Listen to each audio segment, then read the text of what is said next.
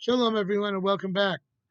We observe this week the third day of Tammuz, Gimel Tammuz, which is the Forsight of the Lubavitcher Rebbe, the anniversary, actually the 26th anniversary of the passing of the Lubavitcher Rebbe, Rabbi Menachem Mendel Schneerson, of blessed memory. The Rebbe was, of course, the leader of the worldwide Chabad movement, and so many things have been said about the Rebbe, remarkable things. In fact, someone asked me once why there is no successor to the Rebbe, and the answer, I think, is because no one could possibly fill his shoes. He was such a giant in Torah scholarship and leadership in the world, in every respect possible, that it'd be almost impossible for someone to really fill his shoes. What was the great accomplishment of the Rebbe? What did the Rebbe accomplish?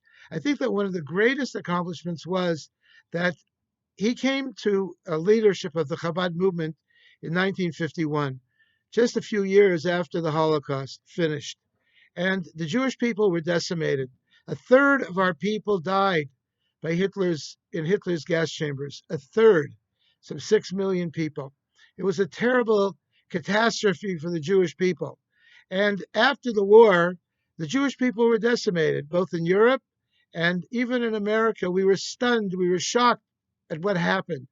And we started to evaluate what happened and why it happened and all kinds of things. And then people started building museums of the Holocaust and making Holocaust studies in universities and in schools, and everything was the Holocaust. Quite understandably so, because it was a tragedy of such immense proportions that nothing like that ever happened before. And the Jewish people were shocked. As I said, we were decimated. We didn't know where to begin again, what to do, how to act, what is going to be the future of our people.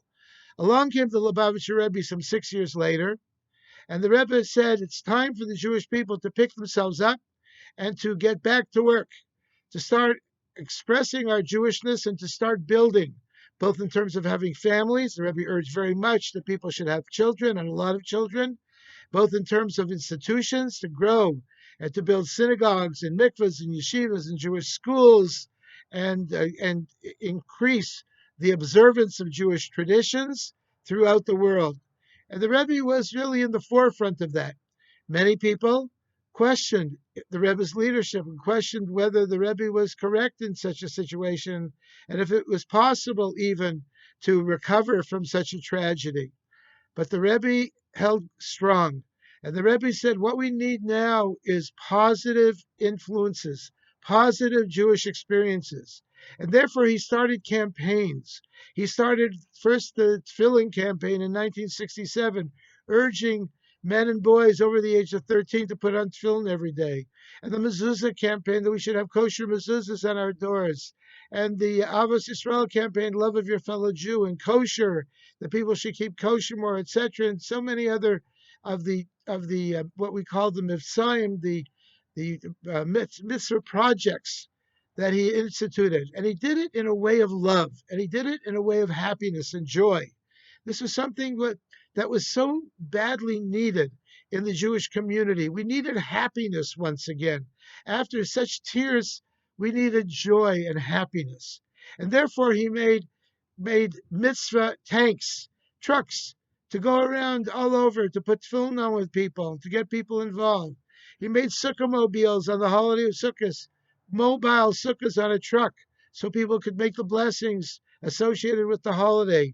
He made Hanukkah menorah, public menorah displays all over the world, and so on. All kinds, every single holiday had its own special quality. We had on Passover, we would make matzah. We would have matzah bakeries. On Rosh Hashanah, we would make shofars, especially designed for children and to show the children the beauty and the happiness of Jewish traditions. Once I met a young woman who was the daughter of a rabbi. And I asked her, why don't you get involved, come to my house for Shabbos? She said, I'm not interested in anything, nothing at all. I said, why not? She said, because in my home, everything about Judaism was sad and miserable. Everything was miserable. Save the Jews of Russia, and save the Jews of Syria, the Jews of the African countries and Asian countries, and this problem and that problem. We need to take care of this problem and that problem. Nothing was happy. Nothing was joyous. The Rebbe came along and said, we need to make Judaism happy in order to reach, especially our young people. And we need to go on the offense, not on the defense. We need to reach out to those Jews who are unaffected, those Jews who are far away, and bring them back into Judaism with love. That's what we need to do. And the Rebbe was incredibly successful. So much so that not only is Chabad doing that, doing these types of things, but all different Jewish organizations and synagogues of every stripe and way are emulating the Rebbe's example of what things should be. I was just reading an article recently on Chabad.org about the Jewish community in South Africa, that it was in a terrible state, and the apartheid was about to die in the 1970s. The Jews were terrified. They were saying they were living on a volcano, and they were very afraid. Many of them left. About half of the Jewish community, a vibrant community of South Africa, left and went elsewhere. And Chabad, instead of leaving, came. Young Chabad rabbis and Rebbitzins came to South Africa, and they started establishing schools, Jewish schools and synagogues. And the leadership of South African Jewry urged them not to do that because they were diverting needed funds that were necessary, and people were leaving. And they said, why are you building when people are leaving? There's no future to this community. The Rebbe said that South African Jewry will last until Mashiach. The Republic will last until Mashiach. Not to worry, they should increase, they should do more and more and more. And in fact, it was a revolution that took place without firing a shot, as they say. Nelson Mandela became the president of South Africa, the Republic, and the Jewish people were welcomed. And in fact, South African Jewry is alive and well and doing well. And the fact is that the Rebbe was vindicated as far as his beliefs and what he thought would happen. And so it was throughout the world. Jewish life today is different and positive and more upbeat and growing because of the foresight of the Lubavitcher Rebbe. So it's an incredible thing. In this week's Torah portion that we read this Shabbos, the portion of Korach, Korach was a very negative person. The Korach felt that the leadership of Moshe was not appropriate, and he should be the leader. In fact, all the Jews should be the leader. He believed in anarchy. He believed that Jewish life should not have the leadership and that really was not going to grow. And he was a very negative person. And he was able to attract thousands of followers to follow in his way, in his negativity and his pessimism of Jewish life after the Exodus from Egypt.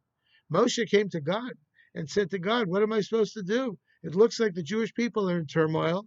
They're following a renegade. And it looks like that there's not going to be any hope, any future for the Jewish people. What should we do? And God directed him to assert his leadership. And God vindicated Moshe in his leadership that he was correct. And of course, the rest is history. The Jewish people continue to grow and grow. We see very often negativeness in life in general. We find that there are people in the world who are pessimists. Whatever way that life goes, they see the bad. They always see the cup as half empty, not half full. And they are only looking for negative, only for bad, only for the bad side of life. The Rebbe taught us a very important lesson, that we should not be like Korach, we should be like Moshe. We should be upbeat, we should look up, we should go higher and see only goodness in the world, in the Jewish people, and in the world in general. It should be a very important lesson for all of us, especially during this time of the coronavirus.